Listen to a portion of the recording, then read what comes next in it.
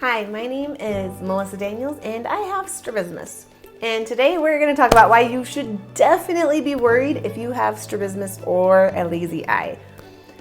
So before we get started, if you want to have access to all the resources that I have to offer, you should head over to learn.strabismussolutions.com. And there you can schedule calls with me, you can take my course, or you can check out some of the free downloads that I have to offer. So to start this video, let's talk about what strabismus is. Strabismus is when your eyes don't point in the same direction. There's a lot of different names for it. I have strabismus. So there are different types of strabismus depending on where your eyes are pointing and how your eyes are working together. One type is when your eyes are pointing in. That's called esotropia. If your eyes are pointing out, or usually it's one eye or the other is pointing out, that's exotropia. Then you've got hypertropia if an eye is going up, or hypotropia if it's going down. And then you've got this like cyclotropia as if your eye is turned. So that one usually only happens after surgery, but all of these are different types. You could have a constant strabismus where one eye is always straight and the other eye is always the one that turns either in or out.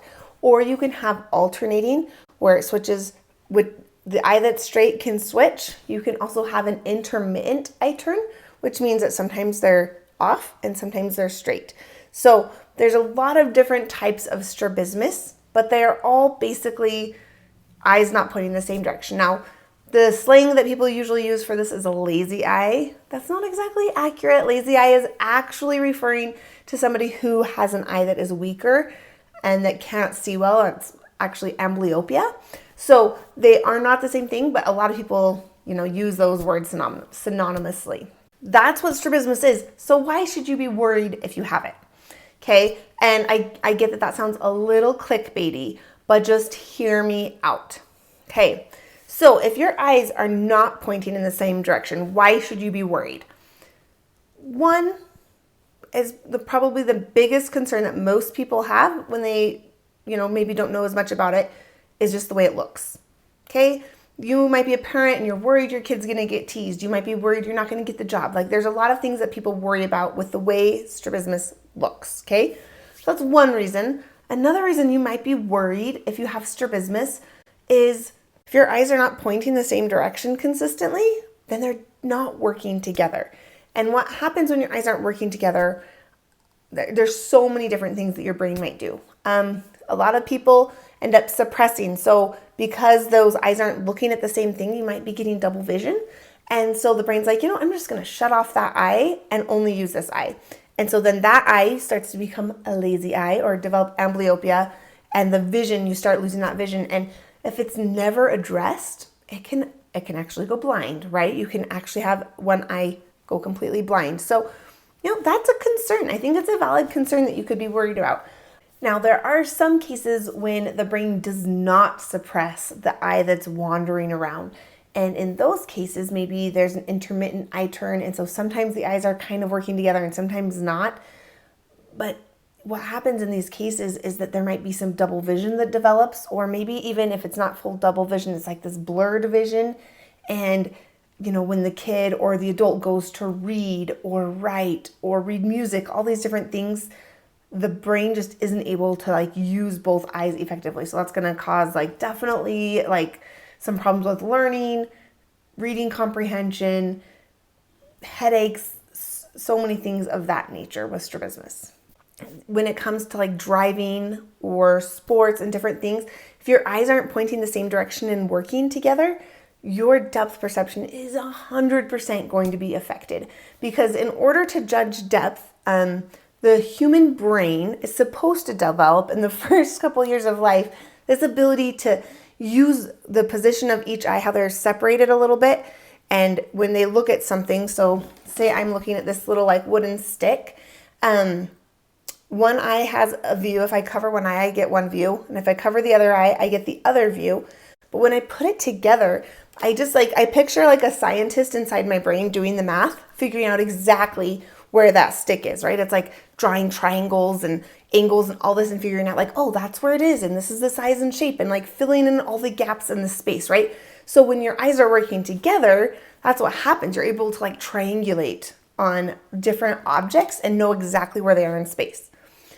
With strabismus, you're not able to do that, unfortunately. You're more using like shadows and size differences, other things to judge depth. So when it comes to driving and other things, it's not as safe if you have strabismus because you just don't have that depth perception in the same way other people do. You've got this human brain, right? And our brains have been designed to worry. It's actually like this incredible feature that is built into our body.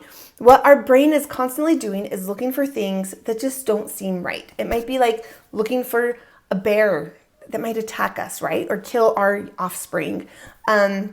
We're looking for things that don't look right. Like if someone's arm is bent in a weird way, we're like, ooh, that doesn't look right. We should fix it, right? The brain is constantly looking for these things that are maybe abnormal or things that aren't quite right. And then we worry about them. And the reason we worry about them is so that we can do something about it. So it's designed to keep you alive, right? We don't want any bears attacking us. And with strabismus, your brain looks at your little kid, or you look at yourself and you're like, my eyes are not doing what the normal human eyes are designed to do. And you worry about that, right? Well, yeah, there's some things that can happen if your eyes are not working together and pointing in the same direction. That's something good to not necessarily worry about, but your brain is drawing your attention to that because it's like, ooh, this could be dangerous, right? This could be dangerous. It's affecting our depth perception. We want to do something about this.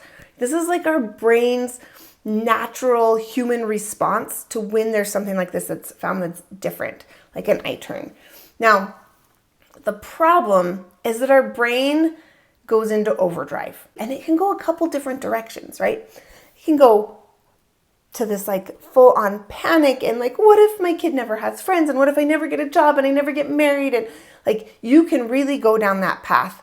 And that is not a good time to worry, right? That's when worry is not going to fuel your best life. That's when it's going to make you miserable while you have strabismus. And that's not what we're going for. The other way that you can handle worry is you can say, thank you, brain, for helping me figure out that we've got a problem here. We've got something that we want to work on. And then using that to not necessarily worry, but to just fuel action. What steps do you want to take moving forward? Okay, we've got eyes that aren't working together. What are we going to do now? What steps are we going to take? Just like if you had a child who couldn't walk, one of their legs didn't work, you might worry a little bit about them, but you would use that to fuel action. Like, okay, let's get them into physical therapy. Let's do some braces. Like, right, there's all these different steps that you take to help teach that child. It's the same thing with vision. We notice there's a difference and it's natural to worry about it, right? But then we just use that to fuel action moving forward. There's actually so much that you can do to help with strabismus, to help get your depth perception to a much higher level. All of these things to help make your eye turn go away. There's a lot of options. The two main options, you're going to look at like vision therapy, which is basically teaching your brain to use those eyes together. It's kind of like the physical therapy for the legs, right? It's physical therapy for your eyes, and it's teaching you how to coordinate those eye movements together and to kind of have better control. It's not necessarily to make those muscles stronger. Muscles are already plenty strong. It's to help them be more coordinated together. Another option is surgery, right? Surgery is where they're cutting and pasting the muscles. This doesn't necessarily solve the brain problem, but it can help them be in a better position so that your brain can use them a little bit more easily. So what I want you to hear is there are things that you can do. And if worrying about it and thinking about it, if that's something, when you're here, you're looking for solutions, right? You wouldn't be watching this video if you weren't. There you go. That's why you should be worried, right? Because if you weren't worried, you wouldn't take steps to fix the problem. You wouldn't take steps to get you to the next level. If you want any help with this, I love to meet with people over Zoom. That's something that I love to do. We talk about where you're at right now, what your goals are, and how you can get to those goals with your vision, and what steps you can take.